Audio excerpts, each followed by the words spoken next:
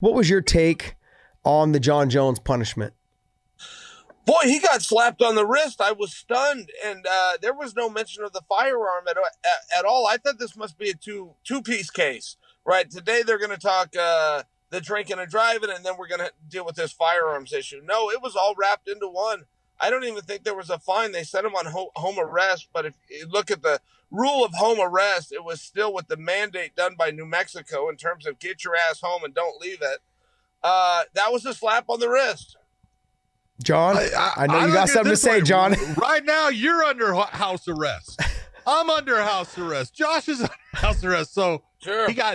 he really, I give his attorney, man, his attorney was smart in quickly getting in touch with the DA, working out a plea deal. And, part of, I had said, look, he's going to do time because I didn't think that I didn't think that Jon would actually want to do a plea deal. I thought he was going to fight it, and if he fought it, I thought you're going to lose.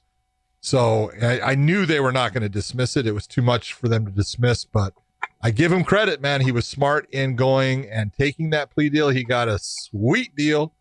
I just hope that this is the thing that puts him to that edge that he now knows I have a problem that I cannot control on my own. I need help with it, and he gets the help he needs. Yeah, let's hope so. I would highly doubt that one. It seems like if there was a big punishment is what gets guys closer to that, having that revelation, as you're speaking of, John. This one he got away with.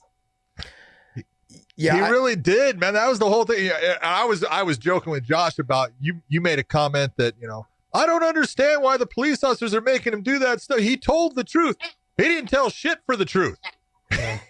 Everything he said was a lie when he was confronted.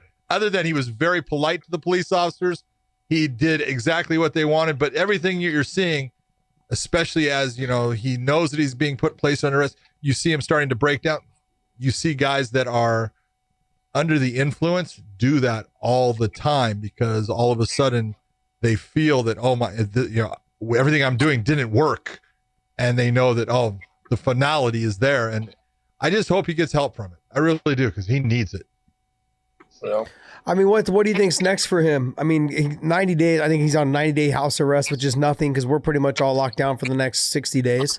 There's not going to be really any live events, so it's not like he needs to get ready for a fight. I mean, like you said, he got away pretty much scot-free. Look, as long as he has to take classes to try to shake this addiction to alcohol, I think that's the first step in the right direction. I'm 100% happy for him.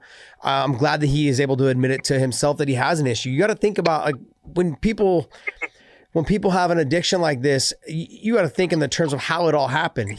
We're on quarantine. He's out drinking by himself with a bottle in his car, and he has a firearm. And I was telling John before we called you, I said, I get nervous about, you hear athletes, there's the ultimate high and the ultimate low, and I get concerned. I'm not saying this is an issue, but for me in my mind, who's to say one day, like depression, suicide, like you don't know, like the ups and downs. I start getting concerned about his well-being, and not just from alcohol, but from the fact that you're running around with a gun as well as drinking and driving.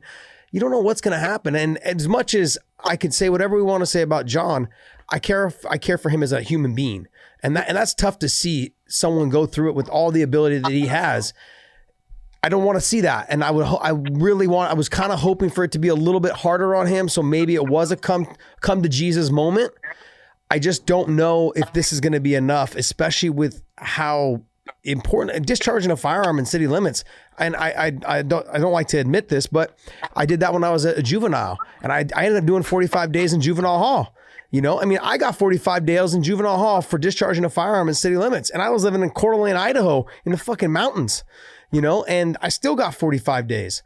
So the fact that he got away scot-free, it concerns me a little bit, like what's next? Outside of fighting, what would be next for him? And get back in the gym. If you're not, what do you do? Like outside of his classes, what do you do, Chael? Yeah, a registered weapon's a very real thing. Now he had that registered. I think that was his saving grace. But the mere fact that he had a weapon loaded under the back seat of a car that had just been discharged, and to John's point, that he lied about. They found the casing. They could have done the ballistics. That's a felony to the highest of levels. They just let it go. So I don't know who that judge is friends with or what fascination he had with Jon and the family, but that was a slip on the wrist. I mean, I think that's all we could debate right now. We could either debate, was it a hard punishment or an easy punishment? It was an easy, expedited punishment, but here we are. 100% agree. Okay.